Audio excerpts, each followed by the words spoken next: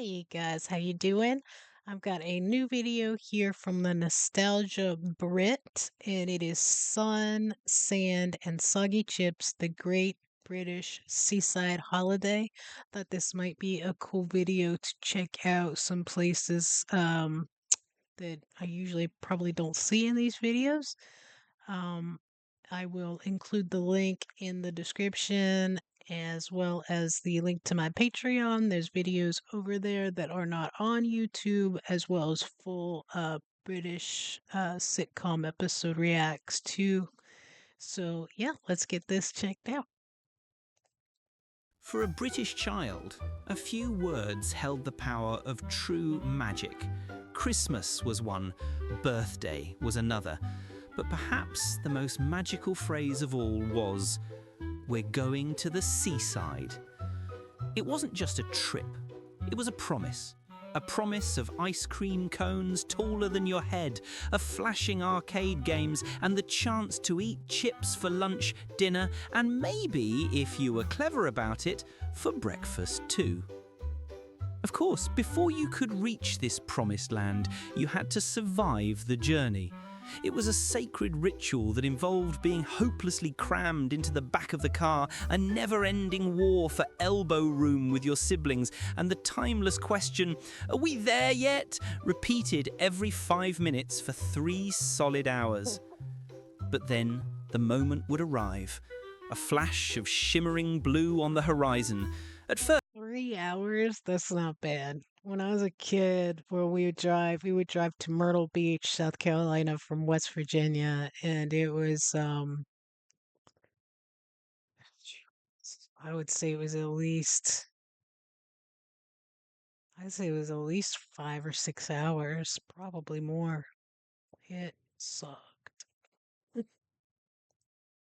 it was just a thin line, but it would grow and grow until you were shouting the words, "I can see the sea!" Welcome back to the Nostalgia Brit. Today, we aren't talking about pristine tropical beaches, we're talking about something far better. The Great British Seaside Holiday. A world of sandcastles, sticks of rock, sudden and inescapable gusts of wind, and the undeniable truth that chips always taste better with a little bit of sand in them. Let's begin our journey to the coastline of our memories. Your destination wasn't some grand hotel, it was something far more exciting. A caravan park. A sprawling kingdom of identical little tin houses arranged in perfect, slightly mysterious rows. Finding your designated caravan for the week, number B72, felt like a secret mission. And then you opened the door. The first thing that hit you was the smell, a unique and unforgettable blend of damp sea air, the faint scent of the gas cooker, and the ghosts of 1,000 previous family holidays embedded in the upholstery. The caravan itself was a marvel of spatial economy, where every sofa had a secret identity as a bed, and the fold-out dining table was the center of your universe. The kitchen was tiny, a place of logistical genius, where your mum would somehow produce a full English breakfast. The beds, often a set of precarious bunk beds, felt like the most exciting, perilous things in the world. But it lacked in luxury, it made up for in freedom. This little box was your kingdom for the week. It was the base camp for adventure. The sound of rain tapping on its thin metal roof wasn't a disappointment, it was the cosy soundtrack to an afternoon spent playing board games. The flimsy door didn't lead to a hotel corridor, it opened up to a world of grassy paths where you could run wild and make new friends with the kids from Caravan C73, friends you'd have for a glorious 6 days and then never see again. So, guys, I have actually have a little tiny RV. It's got like a little queen bed. It does have like a convertible couch, but really it's only for like a child could sleep on it. And then little tiny kitchen and refrigerator, shower, and toilet. And we take it down to a place in Myrtle Beach sometimes in the summer. I think we didn't go this past summer. We went the summer before with it there. We took it to the mountains not too long ago though, but I, I don't mind it. I feel like if you're on vacation, like you're either at the pool, you're at the beach, you're going out to dinner, you're going and playing, at least here, you're going and playing mini golf or going to like shopping centers and attractions. I feel like really the only thing you use it for is to just kind of chill in at night and get some rest. So I don't mind it at all, especially if it's just like me and my son and one of the little dogs. I think the worst part of it is just the sand that gets everywhere, especially if you're the last time that we went, it was, and this is first world problems to complain about for sure, because you could get up in the morning and I would go walk the dog on the beach. It was literally 10 steps and you were in the sand. So, um, yeah, to complain about the sand being in the RV is a minimal complaint for the enjoyment that you get out of it. But as a kid, I never was did any of this. We would usually go and especially with my dad, get a hotel for the week or something and just enjoy it. It was simple, it was a bit cramped, and it was absolutely perfect. But the caravan was just the beginning. The real adventure, the true reason for the journey, lay just beyond its door, past the endless rows of its identical neighbours. The beach was calling. The first trip to the beach was a full-scale expedition. It required buckets and spades, a brightly coloured windbreak, two stubbornly uncooperative deck chairs, and of course a flask of tea for the grown-ups. The journey from the caravan to the sand was a battle against the wind, which always seemed determined to steal your inflatable ball before you'd even had a chance to play with it. Finding the perfect spot was a strategic operation. You had to be close enough to the sea, but not so close that the tide would claim your belongings in a surprise attack. The windbreak was hammered into the sand with questionable stability, creating your family's very own fabric fortress against the elements. And then you were free. The first mandatory activity was building a sandcastle, a magnificent fortress complete with a moat and decorated with shells, destined for a heroic but inevitable destruction by the incoming tide. Next came the bravest act of the entire holiday, going into the sea. The North Sea didn't offer the gentle, warm embrace of the Mediterranean. It offered a shocking, electrifying jolt of pure cold reality.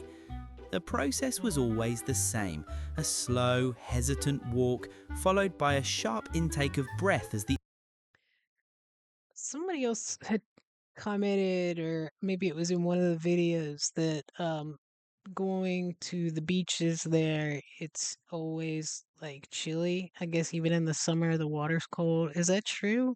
Does it eventually warm up at some point? Because I know, like here, and I don't, I think you guys don't quite have the high temperatures like we do. Um, especially where I am, most of the summer and beyond, you have heat warnings because it's 95, 96, 100, 104 degrees outside. So depending on when you go, if you go at the very beginning of summer, say the beginning of May, or if like this time of year now, it's starting to get a little bit cooler. I think it was like 80 degrees this morning.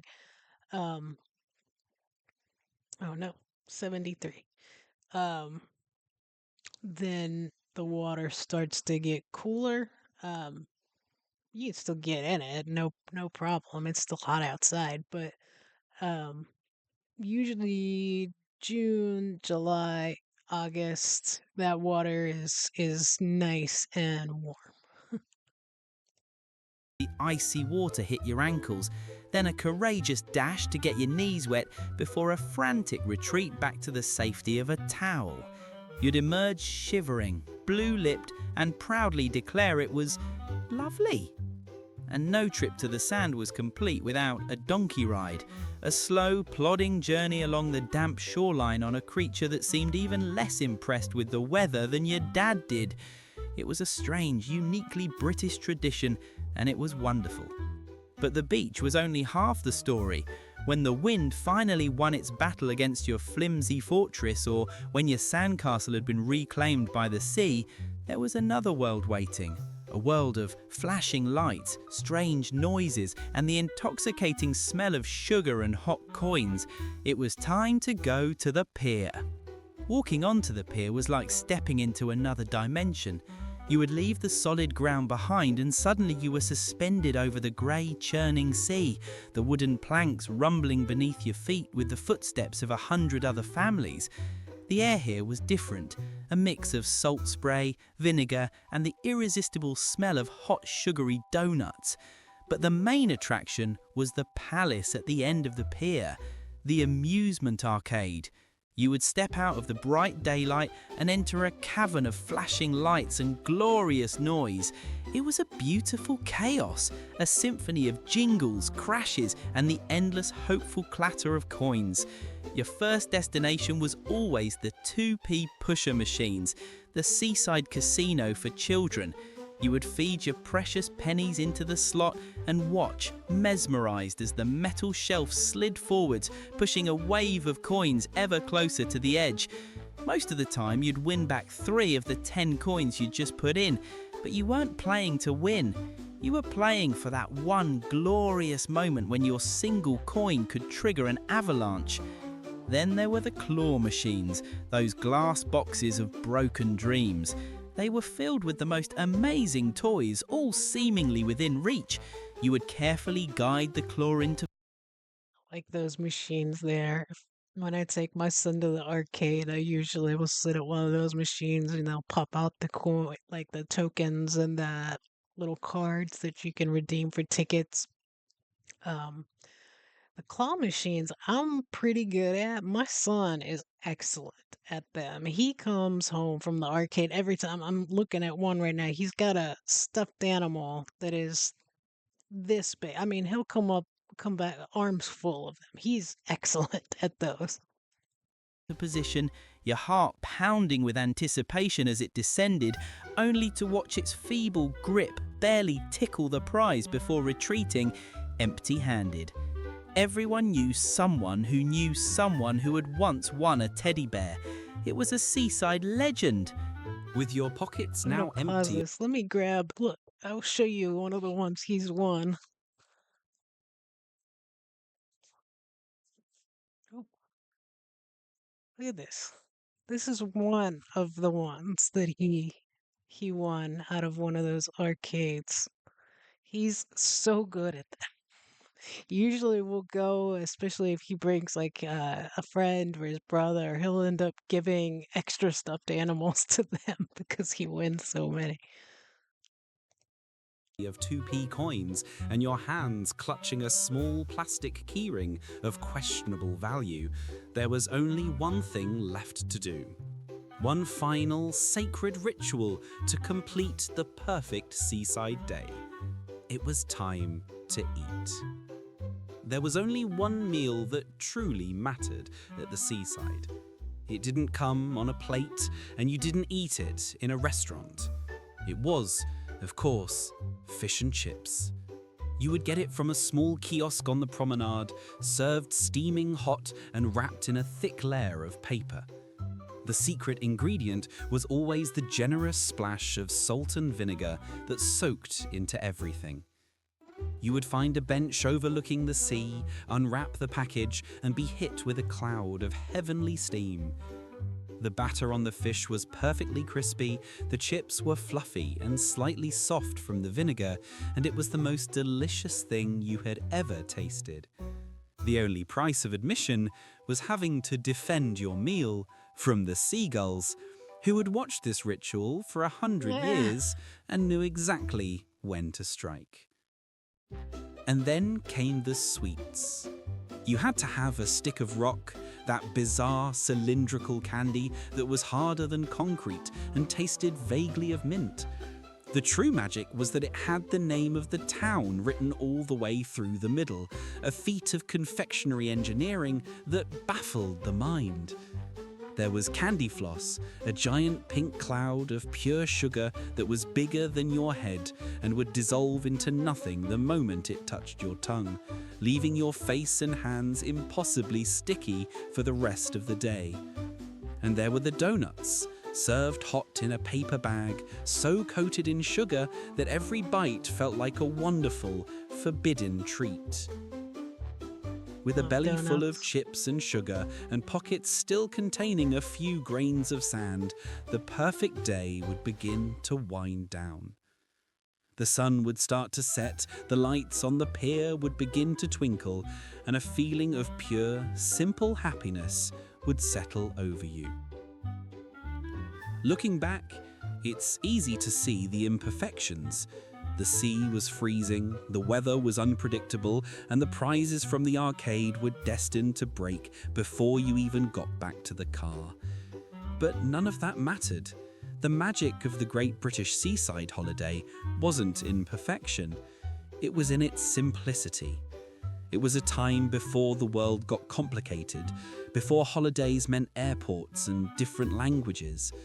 It was a time when true happiness could be found in the simple thrill of a 2p coin dropping, the taste of salty chips in the open air, and the freedom of running wild on an endless stretch of sand. These holidays were a shared ritual, a collective memory etched into the heart of a nation. They were about family, about packing up the car and escaping the routine, even if just for 1 week. The memories we made in those little caravans and on those windy beaches became the foundations of our family stories. The caravans may look different now, and the arcade games have certainly changed, but the feeling remains the same. The joy wasn't really in the place itself, it was in being together. It wasn't a perfect holiday, and that, perhaps, is why it was unforgettable. So now we have to turn it over to you. What is your favourite seaside memory? The town you always visited, the arcade game that took all your pennies, or the taste of that first ice cream of the summer? Let us know your story in the comments below. And if you enjoyed this journey back to the coast, be sure to like this video and subscribe to the Nostalgia Brit for more trips down memory lane.